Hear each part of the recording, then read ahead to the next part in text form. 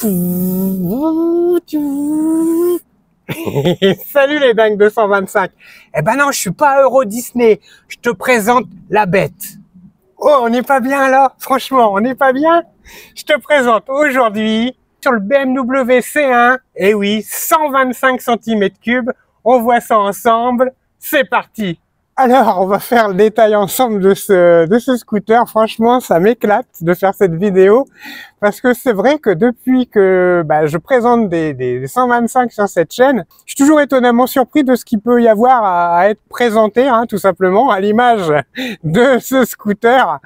Alors, ce scooter, pourquoi existe-t-il et qu'est-ce qui s'est passé véritablement dans la tête des ingénieurs chez BMW? En fait, ce scooter a été conçu à la base, on va le dire, pour rivaliser avec la sécurité de chez Volvo.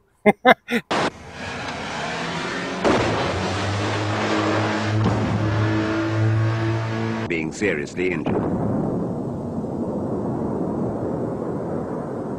Non mais véritablement, non je plaisante, mais véritablement, réellement, hein, le scoot a été mis au point essentiellement pour préserver la sécurité du pilote.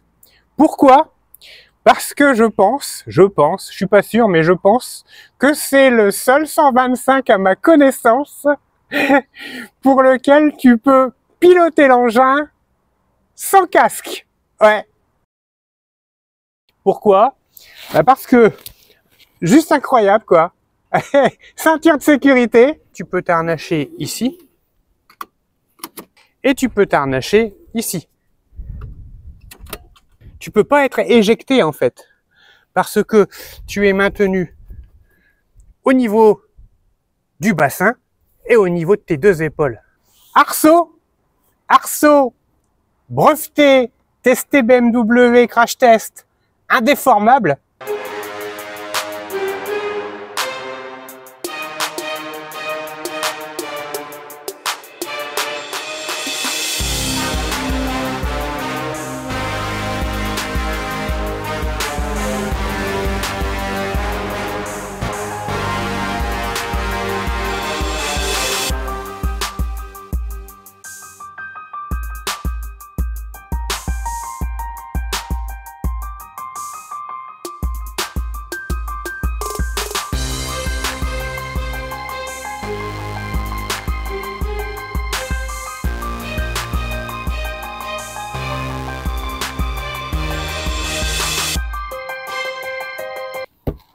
Par épaule, c'est-à-dire que c'est ça qui est fou quoi. Quand tu es à l'intérieur, hop, en fait, du cockpit, on peut le dire, hein, cockpit, bah écoute, t'as une visière, pare-brise feuilleté s'il vous plaît, bris de glace, sécuriglace, arceau, par épaule, et dans tes embardés, si tu te vautres, bah en fait, si tu tiens bien le guidon, t'es calé. Et la ceinture de sécurité, double ceinture de sécurité s'il vous plaît, hein, double, c'est-à-dire tu t'harnaches tel à l'intérieur, tel Tom Cruise à l'intérieur de son MiG, d'accord? C'est que l'échauffement. Tu as deux ceintures de sécurité. C'est ça qui te permet en fait de pouvoir avoir un total contrôle sur ta sécurité. Conduire sans casque, franchement, ça doit être agréable. Et puis en plus, à l'intérieur, je vais te dire, tu es assis sur un étau. Non mais tu sens que au niveau conception, au niveau de la poutre principale, le cadre en fait, hein, tu sens que ça a été construit de façon à te surprotéger. Je sais pas si tu vois ici ce gros cache en plastique, bah c'est ni plus ni moins que pour cacher le cadre non visible, bien entendu surcaractérisé, mais le cadre à double longeron en aluminium. Poids tout fluide embarqué de la bête, c'est raisonnable, franchement, quand on compare à une Varadero ou une grosse 125 comme une Shadow par exemple. On est simplement à 192 kg, tout fluide embarqué. On est en dessous des 200. quand tu vois un petit peu l'envergure de la machine, tu te dis ça va, ça reste correct quand même. Et ça, je pense, c'est dû à son fameux cadre à double longeron aluminium. Ce qui est super avec ça, franchement, c'est que la hauteur d'assise est à 70 cm du sol. N'importe qui peut monter là-dessus. En plus, tu montes dessus, tu as un marchepied. Non mais c'est vrai, tu n'es même pas obligé de monter directement depuis le sol. D'accord? Tu mets d'abord appui sur la bête, et puis tu montes dedans. Bon, ça se monte comme dans un manège à Euro Disney.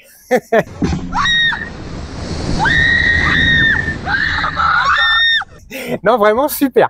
On va faire un petit peu le tour ensemble. C'est vrai que ça mérite quand même une attention toute particulière quant à son design, à son ergonomie, à sa forme générale. Tu vois, on est vraiment sur un esprit, on va dire, c'est un mi-chemin entre le scout futuriste qui survole la stratosphère, d'accord, et, et ce qui se faisait dans les années 2000 au niveau du design. On regarde un petit peu l'avant, tu vois. On est vraiment sur un avant typique des années 2000. D'ailleurs, année de fabrication 2000-2003, ça a vraiment été relativement court au niveau de sa fabrication. Bah, ils ont démarré le projet, hein, BMW, et je pense que ils étaient trop en avance sur leur temps. C'est vrai qu'aujourd'hui, on n'entend que parler que ça, la sécurité, la sécurité, la sécurité. Et là, pour le coup, au niveau du cahier des charges, franchement, ils ont tout rempli, tout coché, quoi. À l'avant, bah, tu peux pas te prendre un projectile en suivant un autre véhicule, donc tu as un pare-brise, bris de glace Securite, d'accord, comme une voiture, hein, tout simplement comme une voiture. Ensuite, bah, tu es surcartérisé au niveau de tes jambes, regarde un petit peu ça, tu es vraiment à l'intérieur d'un cocon, d'une bulle, on peut le dire. Ça fait un petit peu des côtés façon pétale de fleurs. On est vraiment protégé au niveau de l'entrejambe. Au niveau de l'assise, mais regarde-moi ça. On est sur un siège. Tu sais, ces fameuses vidéos qu'on retrouve facilement sur le net de gens qui montent dans des manèges à sensations et qui se tiennent fermement à ce genre de arceau. Puis alors, regarde un petit peu l'appui-tête. Tout est pensé, hein. Tout est pensé, appui-tête. Donc tu peux pas avoir lors d'un choc de coup du lapin, le fameux coup du lapin, puisque ta tête étant ton corps ceinturé, ici l'appui-tête t'empêche tout simplement d'avoir le coup du lapin. C'est vraiment, en fait, c'est quand on regarde de près, un véhicule basé sur l'automobile, toutes les qualités sécuritaires de l'automobile retranscrites sur une machine de type scooter. Oh, BMW, franchement, chapeau. Puis alors l'arrière est vraiment sympa, puis ce gros pot d'échappement.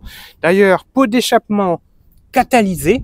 Au niveau des suspensions à l'arrière, on est sur un double amortisseur arrière avec un débattement de 85 mm. Les roues arrière, ce sont des petites roues 12 pouces avec un pneu 140-70. On est sur un simple frein à disque diamètre 220 mm. Ce qui est étonnant sur cette machine, c'est que le frein à disque arrière est le même diamètre que le frein à disque avant.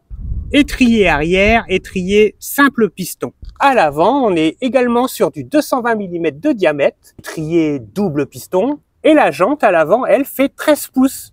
13 pouces montée sur un pneumatique de 120 par 70. À l'avant, on y retrouve une fourche particulière, vraiment particulière. C'est un mono-amortisseur sur cette fourche avec un débattement de 75 mm. Si tu cherches des pièces que tu as du mal à trouver ou tout simplement de belles motos, bah, n'hésite pas à aller checker la page de RPM 02. Ils ont vraiment des machines exceptionnelles et puis surtout ils ont de la pièce. Si jamais des fois tu cherches quelque chose que tu n'arrives pas à trouver, ils ont peut-être bonheur. N'hésite pas à aller voir les liens, je te les mets en description.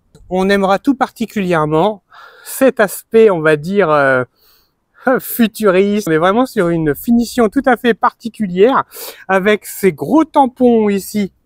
Ces gros tampons, en fait, qui font que si jamais tu viens à tomber, eh bien, tu bascules, en fait, en appui sur ces gros tampons. Alors ça peut servir également de protège-carrosserie, hein.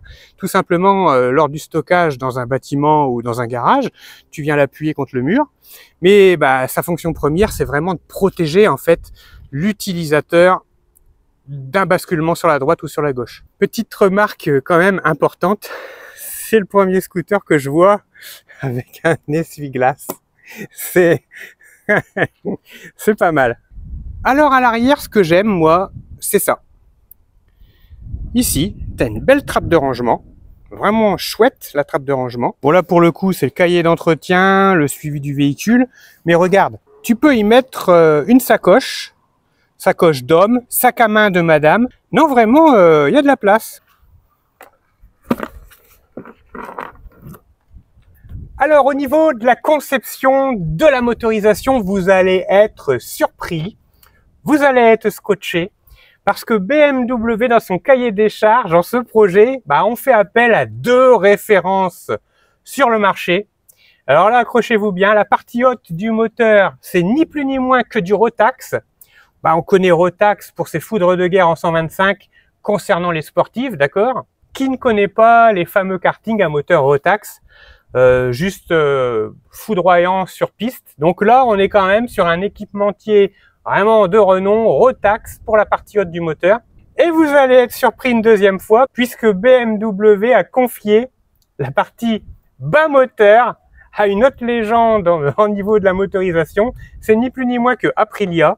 Donc BMW a fait confiance à Aprilia en ce qui concerne la partie bas moteur, transmission. D'ailleurs, pour parler de cette transmission, c'est super parce que vous n'avez pas de boîte de vitesse. C'est un peu à l'image des mobylettes à variateur à l'époque. En fait, ça se fait automatiquement. On dit automatique, mais c'est juste une plage de variation. Et en fait, la transmission se fait variateur courroie. Donc, pas de boîte de vitesse à gérer. Ça doit vraiment être une conduite fluide. On se concentre sur les freins, d'accord? Non, vraiment, c'est pas mal. Niveau moteur, ce moteur développe 15 chevaux à 9250 tours minute.